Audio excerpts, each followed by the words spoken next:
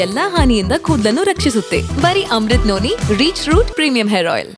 ತೀವ್ರ ಕುತೂಹಲದಿಂದ ಕೇಳಿಸ್ತಕ್ಕಂಥ ಬಳ್ಳಾರಿ ಲೋಕಸಭಾ ಚುನಾವಣೆಗೆ ಫಲಿತಾಂಶ ನಿನ್ನೆ ತಾನೇ ಹೊರಬಿದ್ದಿರ್ತಕ್ಕಂಥದ್ದು. ಅದರಲ್ಲೂ ಕೂಡ ಶ್ರೀರಾಮುಲು ಅವರ ವಿರುದ್ಧ ಪ್ರಚಂಡ ಬಹುಮತದಿಂದ ಗೆದ್ದಂಥ ಕಾಂಗ್ರೆಸ್ನ ಅಭ್ಯರ್ಥಿಯಾಗಿರ್ತಕ್ಕಂಥ ಮತ್ತು ಈಗ ನೂತನ ಸಂಸದರಾಗಿ ಆಯ್ಕೆಯಾಗಿರ್ತಕ್ಕಂಥ ತುಕಾರಾಮ್ ಸರ್ ಅವರು ನಮ್ಮ ಜೊತೆಗಿದ್ದಾರೆ. ಅವರನ್ನೇ ಮಾತಾಡಿಸ್ತೀನಿ. ಈ ಗೆಲುವಿನ ಬಗ್ಗೆ ಏನು ಹೇಳ್ತಾರೆ ಅಂತಕ್ಕಂಥದ್ದನ್ನು. ಸರ್, ಈಗ ನಿನ್ನೆ ನಡೆದಂಥ ಚುನಾವಣೆಯಲ್ಲಿ ತಾವು ಅಭೂತಪೂರ್ವವಾಗಿ ಗೆಲುವನ್ನು ಕಂಡಿದ್ದೀರಿ. ತಮ್ಮ ಗೆಲುವನ್ನು ಯಾವ ರೀತಿ ಸಂಭ್ರಮಿಸ್ತೀರಿ ಅಂತ ಸರ್? ಖಂಡಿತವಾಗಲೂ ಈ ಒಂದು ಗೆಲುವನ್ನು ನನ್ನ ಅಖಂಡ ಬಳ್ಳಾರಿಯ ಜಿಲ್ಲೆಯ ಜನತೆಗೆ ಅವರಿಗೆ ನಾನು ಅರ್ಪಿಸ್ತಾ ಇದ್ದೇನೆ.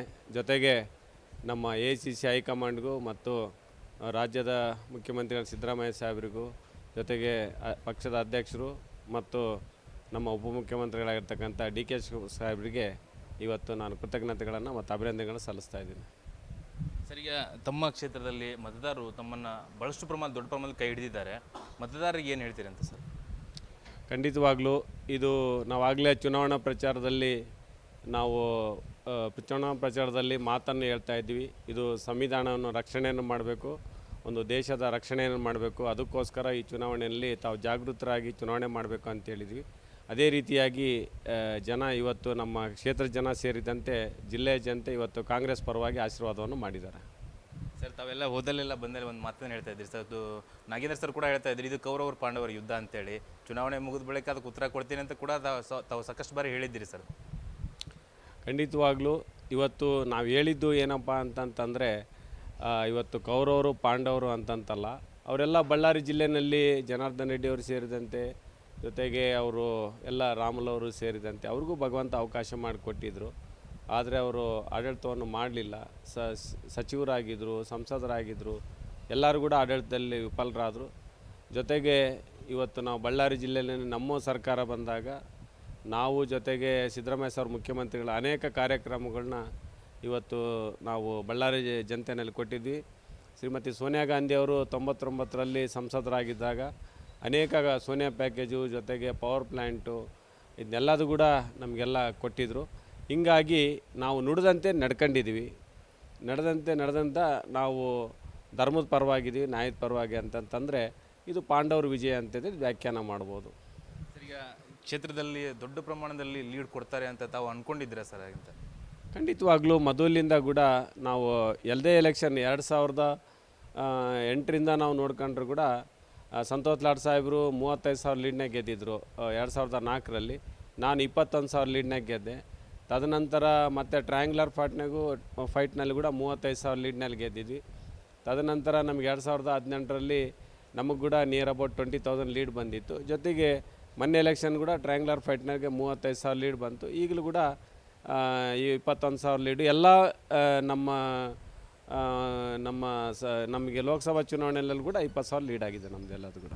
ಸರ್, ಇಷ್ಟೊಂದು ಲೀಡ್ ಬಂದಿದೆಯಲ್ಲ ಸರ್, ಇವಾಗ ತಮಗೆ ಯಾವ ಸ್ಟ್ರಾಟಜಿ ವರ್ಕೌಟ್ ಆಗಿದೆ ಅಂತ ತಾವು ಅಂದ್ಕೊಂಡಿರ್ತೀರಿ ಸರ್? ನಮಗೆ ನಮ್ಮ ಕೇಂದ್ರ ಸರ್ಕಾರ, ನಮ್ಮ ಪ್ರಧಾನಮಂತ್ರಿಗಳಿದ್ದಾಗ, ಜೊತೆಗೆ ನಮ್ಮ ಮುಖ್ಯಮಂತ್ರಿಗಳಿದ್ದಾಗ ಕೇಂದ್ರ ಸರ್ಕಾರ ಮತ್ತು ರಾಜ್ಯ ಸರ್ಕಾರದ ಒಂದು ಯೋಜನೆಗಳು ನಮಗೆ ಬೆನ್ನೆಲುಬಾಗಿ ನಿಂತ್ಕೊಂಡಿದ್ದಾವೆ. ಜೊತೆಗೆ ನಾವು ಕೂಡ ಇಲ್ಲಿ ಒಂದು ಮೌಲ್ಯಗಳನ್ನ ಕೂಡ ನಾವೆಲ್ಲ ಇಟ್ಕೊಂಡು ಬಂದಿದ್ವಿ. ಸ್ವಾತಂತ್ರ್ಯ ದಿನಗಳಲ್ಲಿ MI ಗೋರ್ಪಡೆಯವ್ರನ್ನ ಇಟ್ಕೊಂಡು ನಮಗೆ ಏನು ಎಲ್ಲರೂ ಇಲ್ಲಿ ಶಾಸಕರಾಗಿದ್ದಾರೆ ಅವರೆಲ್ಲರೂ ಕೂಡ ಒಂದು ಸಂವಿಧಾನ, ಪ್ರಜಾಪ್ರಭುತ್ವ ಮೌಲ್ಯಗಳನ್ನ ಇಟ್ಕೊಂಡು ನಾವು ಆಡಳಿತ ಮಾಡ್ಕೊಂಡು, ರಿಸರ್ವೇಷನ್ ಬಂದಮೇಲೆ ನಾನು 2008ರಲ್ಲಿ MLA ಆಗಿದ್ದೀನಿ. ಇವತ್ತಿಗೂ ನಾವು ಸಂವಿಧಾನ ಮೌಲ್ಯಗಳು ಇಟ್ಕೊಂಡು ನಾವು ಆಡಳಿತವನ್ನು ಮಾಡಿದ್ದೀವಿ. ಅದು ನಮಗೆ ಬೆನ್ನೆಲುಬಾಗಿದೆ. ಈಗ ತಾವು ಅಪೋಸಿಷನ್ ಪಾರ್ಟಿಯವರು ಏನು ಕೆಲಸ ಮಾಡಿಲ್ಲ ಅಂತ ತಾವು ಹೇಳ್ತಾ ಇದ್ರಿ ಹೋದ ಕಡೆ ಎಲ್ಲ. ಈಗ ತಾವು ನನ್ನ ಜೀವನದಲ್ಲಿ ನಾನು ಮಾತ್ರವಲ್ಲ, ನನ್ನ ಕೂದಲು ಕೂಡ ಆಗಿರಬೇಕು ಸ್ಟ್ರಾಂಗ್ ಅಂಡ್ ಸ್ಟೈಲಿಶ್. ಬರೀ Amrut noni reach root premium hair oil ನೊಂದಿಗೆ. Reach root premium hair oil. ನೂತನವಾಗಿ ಸಂಸದರಾಗಿದ್ರಿ, ಏನು ಕನಸನ್ನು ಕಂಡಿದ್ರಿ ಬಳ್ಳಾರಿ ಜಿಲ್ಲೆಗೆ? ಖಂಡಿತವಾಗ್ಲೂ ನನಗೆ 4 ಬಾರಿ ಶಾಸಕನಾಗಿ ನನಗೆ ಒಂದು ದೊಡ್ಡ ಅನುಭವ ಇದೆ. ಜೊತೆಗೆ ನನ್ನ ಬಾಲ್ಯ ಜೀವನದಲ್ಲಿ ನಾನು ಬಳ್ಳಾರಿ ಜಿಲ್ಲೆ ಸೇರಿದಂತೆ ಸೊಂಡೂರು ತಾಲೂಕಿನಲ್ಲಿ ಇವತ್ತು ಏನು ಒಂದು ನನ್ನ ಗಮನಕ್ಕೆ ಬಂದಿದ್ದು, ಅದನ್ನು ಸೊಂಡೂರು ತಾಲೂಕಿನಾದ್ಯಂತ ನಾನು ಇವತ್ತು ಕಾರ್ಯಕ್ರಮಗಳನ್ನ ಯೋಚಿಸಿ ಜನರಿಗೆ ಮುಟ್ಟಿಸೋಂಥ ಒಂದು ಕೆಲಸವನ್ನು ಮಾಡಿದ್ದೀನಿ. ಈಗ 2008ರಲ್ಲಿ ಮೊದಲನೇ ಬಾರಿ ಶಾಸಕನಾದಾಗ ಜಿಲ್ಲೆಯಾದ್ಯಂತ ನಾನು ಪ್ರವಾಸವನ್ನು ಮಾಡಿದ್ದೀನಿ. ನನ್ನ ಗಮನದಲ್ಲಿದೆ. ಜನರಿಗೆ ಬದುಕಿಗೆ ಬೇಕಾದಂಥ ಯೋಜನೆಗಳನ್ನ ಮೊದಲನೇ ಪ್ರಾಧಾನ್ಯತೆಯಾಗಿ ನಾನು ಮಾಡಲಿಕ್ಕೆ ನಾನು ಪ್ರಾಮಾಣಿಕವಾಗಿ ಪ್ರಯತ್ನ ಮಾಡ್ತೀನಿ. ಜೊತೆಗೆ ನಿಮಗೆ ತಿಳಿದಿರುವ ಹಾಗೆ ಇವತ್ತು ಕೇಂದ್ರ ಸರ್ಕಾರದಲ್ಲಿ ರಸ್ತೆಗಳು ಬರ್ತಕ್ಕಂಥದ್ದು ಇರ್ಬೋದು, ಹೆಲ್ತ್ ಪ್ರೋಗ್ರಾಮ್ಸ್ ಇರ್ಬೋದು, ಎಜುಕೇಷನ್ ಪ್ರೋಗ್ರಾಮ್ಸ್ ಇರ್ಬೋದು, ಸ್ಕಿಲ್ ಪ್ರೋಗ್ರಾಮ್ಸ್ ಇರ್ಬೋದು, ಆಮೇಲೆ ಅಗ್ರಿಕಲ್ಚರ್ ಪ್ರೋಗ್ರಾಮ್ಸ್ ಇರ್ಬೋದು, ಆರ್ಟಿಕಲ್ಚರ್ ಪ್ರೋಗ್ರಾಮ್ಸ್ ಇರ್ಬೋದು, ಅನೇಕ ಕಾರ್ಯಕ್ರಮಗಳು ಇವತ್ತು ನನ್ನ ಗಮನದಲ್ಲಿದ್ದಾವೆ. ಚಾಚು ತಪ್ಪದೆ ಪಾರ್ಲಿಮೆಂಟಲ್ಲಿ ಇದನ್ನು ನಾನು ಧ್ವನಿ ಎತ್ತೋದ್ರ ಮೂಲಕ ಬಳ್ಳಾರಿ ಜನತೆಗೆ ಮುಟ್ಟಿಸೋಂಥ ಕೆಲಸ ನಾನು ಮುಂದಿನ ದಿನದಲ್ಲಿ ನಾನು ಮಾಡ್ತೇನೆ. ನಾನು ಎಲ್ಲಿ ಹೇಳೋಕ್ಕೆ ಹೋಗಲ್ಲ. ಸಂಡೂರಿನಲ್ಲಿ ನಾನು ಮಾತಾಡಲಿಲ್ಲ, ನಾನು ಕೆಲಸ ಮಾಡಿದ್ದೀನಿ, ಕೆಲಸ ಮಾಡಿ ನಾನು ಕೆಲಸಗಳ್ನ ಮಾತಾಡಿಸಿದ್ದೀನಿ. ಅದೇ ಥರ ಮುಂದಿನ ದಿನದಲ್ಲಿ ಒಬ್ಬ ಸಂಸದನಾಗಿ ಕೆಲಸವನ್ನು ಮಾಡಿ ನೆಕ್ಸ್ಟ್ ಜಿಲ್ಲೆಯಾದ್ಯಂತ ನಾನು ಕೆಲಸಗಳನ್ನ ನಾನು ಮಾತಾಡಿಸ್ತೇನೆ.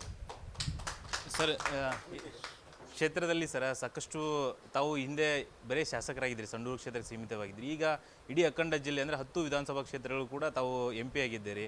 ಆ ಕ್ಷೇತ್ರದ ಶಾಸಕರನ್ನು ಯಾವ ರೀತಿಯಾಗಿ ವಿಶ್ವಾಸಕ್ಕೆ ತೆಗೆದುಕೊಂಡು ಹೋಗ್ತೀರಿ ಅಂತ? ಖಂಡಿತವಾಗಲಿ ರಿಸಲ್ಟೇ ಉದಾಹರಣೆ. ಹೆಂಗೆ ಕಾನ್ಫಿಡೆನ್ಸಿಗೆ ತೊಗೊಂಡಿನಿ ಅನ್ನೋದು ಇದು ಮಾಜಿ ಶಾಸಕರನ್ನ ಜೊತೆಗೆ ಹಾಲಿ ಶಾಸಕರನ್ನ ಎಲ್ಲರನ್ನ ಕಾನ್ಫಿಡೆನ್ಸಿಗೆ ತೊಗೊಂಡೆ ನಾನು ಇವತ್ತು ಆಡಳಿತವನ್ನು ಮಾಡಿದ್ದೀನಿ. ಅದಕ್ಕೆ ಈ ಚುನಾವಣೆಯೇ ಸಾಕ್ಷಿ. ಮುಂದಿನ ದಿನದಲ್ಲಿ ನಾನು ಇದನ್ನು ಹೆಚ್ಚಿನ ಮಟ್ಟದಲ್ಲಿ ಕಾನ್ಫಿಡೆನ್ಸಿಗೆ ತೊಗೊಂಡು ನನ್ನ ಅಧಿಕಾರ ಅವಧಿನಲ್ಲಿ ಒಂದು ಹೆಸರಿರ್ತಕ್ಕಂಥ ಕೆಲಸ ನಾನು ಪ್ರಾಮಾಣಿಕವಾಗಿ ನಾನು ಮಾಡ್ತೇನೆ. ಸರ್, ಹೊಸಪೇಟೆಯಲ್ಲಿ ತಮಗೆ ಭಾಳಷ್ಟು ಕನಿಷ್ಠ ಪ್ರಮಾಣದಲ್ಲಿ ಲೀಡ್ ಬಂತು ಸರ್, ಏನು ಕಾರಣ ಅಂತೀರಿ? ಇವತ್ತು ಹೊಸಪೇಟೆ ಭಾಗದಲ್ಲಿ ಕೆಲವೊಂದು ಅಲ್ಲಿ ಸರಿಯಾಗಿ ನಾವು ಪ್ರಚಾರ ಮಾಡಬೇಕಾದ್ರೆ ಸ್ವಲ್ಪ ಇನ್ಕನ್ವೀನಿಯನ್ಸ್ ಆಯಿತು. ಅದನ್ನು ಮುಂದಿನ ದಿನದಲ್ಲಿ ಅದನ್ನ ಸರಿ ಮಾಡಿಕೊಂಡು ನಾವು ಮತ್ತೆ ಲೀಡ್ ಬರ್ತಕ್ಕಂಥ ಕೆಲಸ ನಾವು ಮಾಡ್ತೇವೆ. Thank you. ಸೊ ಇದಿಷ್ಟು ಬಳ್ಳಾರಿ ನೂತನ ಸಂಸದರಾಗಿರ್ತಕ್ಕಂಥ ತುಕಾರಾಮ್ ಸರ್ ಅವರು ಹೇಳ್ತಕ್ಕಂಥ ಮಾತು. ಏನು, ನಾನು ಸಂಡೂರಿಗೆ ಮಾತ್ರ ಸೀಮಿತ ಆಗಿದ್ದೆ ಇಷ್ಟು ದಿನ, ಆದರೆ ಈಗ ಅಖಂಡ ಜಿಲ್ಲೆಗೆ ನಾನು ಸಂಸದನಾಗಿದ್ದೇನೆ, ಎಲ್ಲರೂ ಕೂಡ ಹೆಸರುಳಿಯುವಂಥ ಕೆಲಸವನ್ನು ನಾನು ಮಾಡಿ ತೋರಿಸ್ತೇನೆ ಅಂತಕ್ಕಂಥ ಮಾತನ್ನು ಹೇಳ್ತಾ ಇದ್ದಾರೆ. ಮುಂದಿನ ದಿನಗಳಲ್ಲಿ ಯಾವ ರೀತಿಯಾಗಿ ಅವರ ಅಭಿವೃದ್ಧಿ ಕೆಲಸಗಳನ್ನು ಮಾಡ್ತಾರೆ ಅಂತಕ್ಕಂಥದ್ದನ್ನು ಕಾದು ನೋಡಬೇಕಾಗಿದೆ.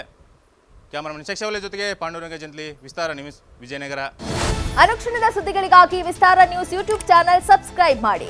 ಹೊಸ ಸುದ್ದಿಗಳ ನೋಟಿಫಿಕೇಶನ್ಗಾಗಿ ಬೆಲ್ ಐಕಾನ್ ಕ್ಲಿಕ್ ಮಾಡಿ. ಲೇಟೆಸ್ಟ್ ಅಪ್ಡೇಟ್ಸ್ಗಾಗಿ www.vistaranews.com ವೆಬ್ಸೈಟ್ಗೆ ವಿಸಿಟ್ ಮಾಡಿ. ಅಂಗೈಯಲ್ಲೇ ಜಗತ್ತಿನ ಸುದ್ದಿ ತಿಳಿಯಲು ವಿಸ್ತಾರ ನ್ಯೂಸ್ ಕನ್ನಡ ಆಪ್ ಡೌನ್ಲೋಡ್ ಮಾಡಿ.